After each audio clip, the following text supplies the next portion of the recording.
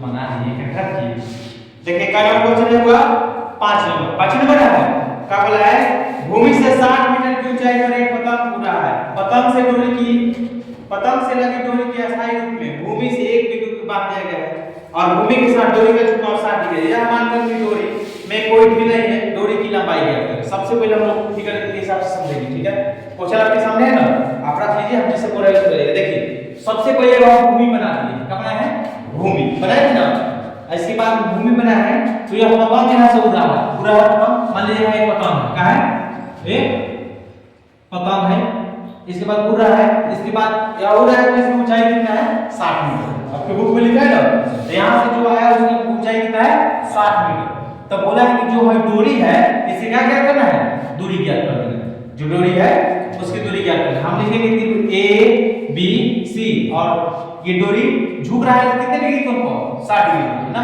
हमने यहां 60 डिग्री लिखी और h को क्या करना है ज्ञात करना है। सबसे पहले लिखेंगे माना कि पतंग की ऊंचाई AB बराबर कितना है यही ना ऊंचाई है और स्पष्ट रूप से आपके बुक में दिया है AB की ऊंचाई कितना है 60 मीटर। यहां 60 मीटर लिख दिए हैं।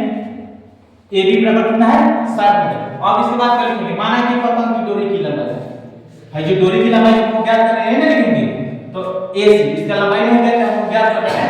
अब देखिए हमको क्या मिल रहा है इसमें P मिल रहा है और H मिल रहा है। H निकालना है तब PH किसके फलन के रूप में आता है sin थीटा ना, sin थीटा आता है ना। अब देखिए क्या लिखा है ट्रायंगल त्रिभुज या ट्रायंगल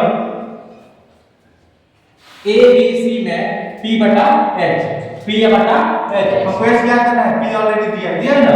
तो देखिए sin थीटा P/H तो sin थीटा यहां कितना डिग्री है 60। हमने यहां 60 डिग्री नोट किए हैं बराबर P के मान कितना है 60 मीटर। तो हमने यहां 60 मीटर नोट कर दिए, ठीक है।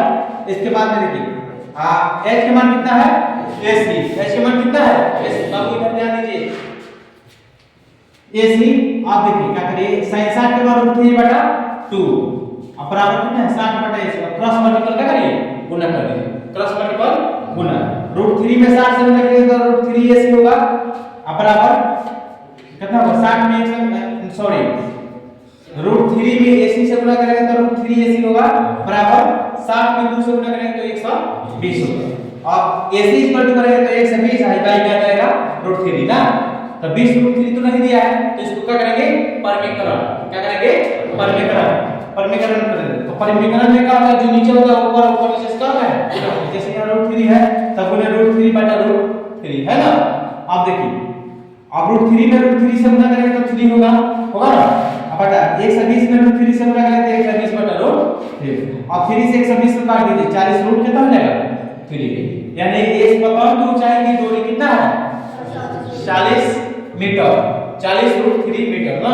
इस पतंग की दूरी कितना है 40√3 मीटर ना।